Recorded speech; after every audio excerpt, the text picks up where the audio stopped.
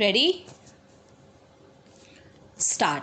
I am told that you are a mix of civil, mechanical and electrical engineers who shall be responsible for managing infrastructure projects and key technical functions in two very important organizations, the Central Public Works Department and the Ministry of Road Transport and Highways. Your selection to the engineering services is truly an achievement for you and your families. Your services provide you an enormous platform for serving the nation. Quite literally, all of you shall be engineering the country's growth and development. This, to me, should be the primary reason for celebrating your success in the engineering services examination. Those among you who are joining CPWD must be proud of this organization's history of building public infrastructure in the country. After our independence, CPWD took the lead in nation building. It created physical infrastructure in key sectors such as agriculture, aviation, surface transport and telecommunications. We all know the role that CPWD plays in construction of public offices, residential projects and road and flyovers. Equally noteworthy are its projects that concern fencing and lightning along international borders, as well as its impending projects for construction of high altitude border roads. CPWD, through its projects, touches the lives of millions of citizens across the nation.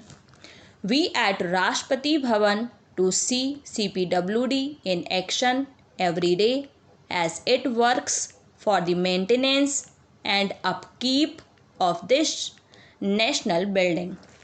In January this year, we introduced dynamic facade lighting at Rashtrapati Bhavan. This too was a project managed by CPWD. I am told that 26 of you have joined the Central Engineering Service for Roads. The roads sector is truly a remarkable sector to work in. It is a key focus of the government's infrastructure push. Roads impact our lives as well as the prospects of our nation. Quality road infrastructure is the bedrock of industrial development, trade and commerce, employment generation and balanced regional growth. Roads give the farmer connectivity to sell his or her produce for a better price in a bigger market. Roads are also critical for ensuring efficiency of fuel and time, national security and safety of traffic and passengers.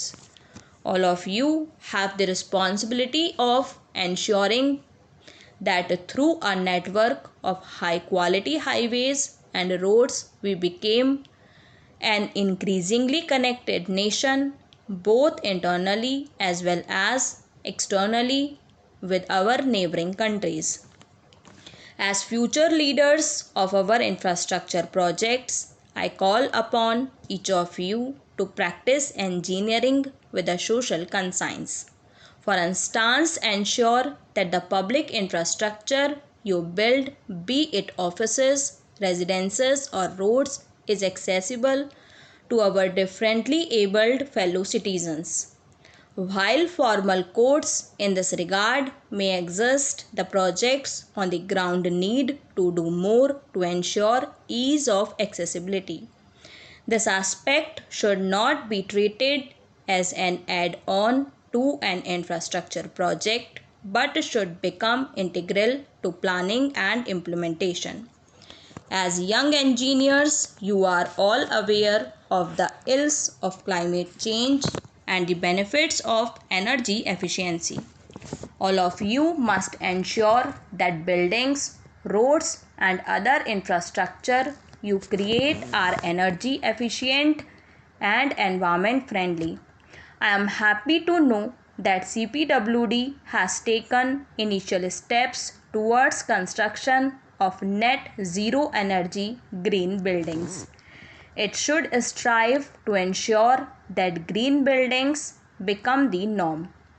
I am sure that the Ministry of Road Transport and Highways too shall continue to accord increasing importance to environmental aspects while undertaking its different projects.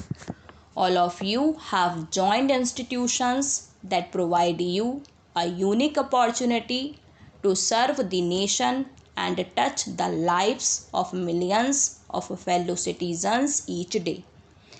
If you ever doubt what you can do for the nation and society, simply think of stalwart technocrats like Shri M. Vishweshwarya and Shri E. Sridharan.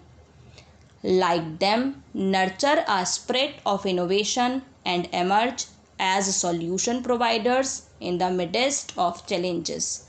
Let me begin by congratulating you on your success in the Civil Services examination, which is one of the most competitive examinations in the world, and for choosing to join the Indian Revenue Service.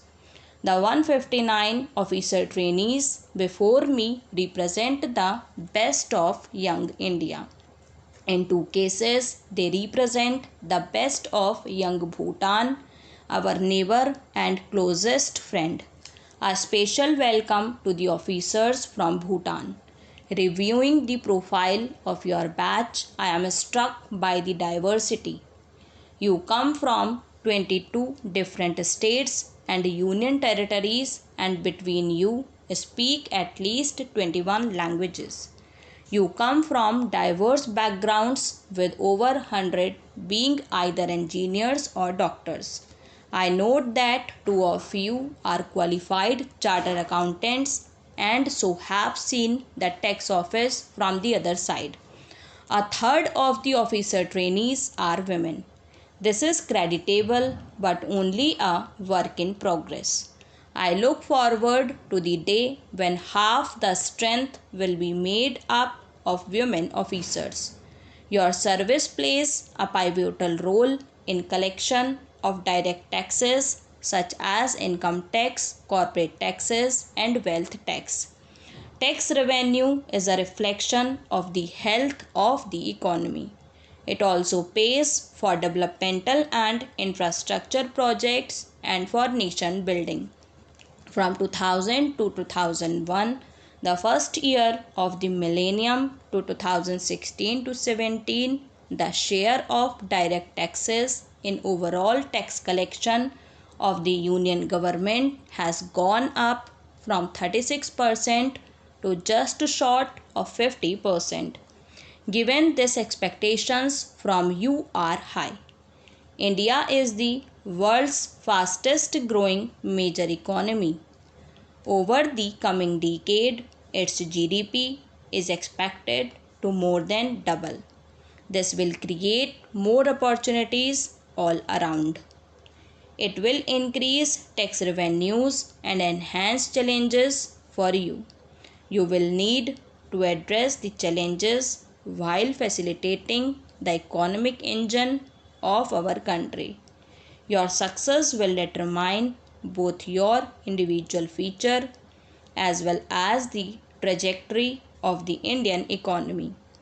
The IRS has been a front runner in adoption of technology. Filing tax returns online, minimizing interaction between honest taxpayers and tax officers, and timely tax refunds by direct debit, all these have seen progress in recent years.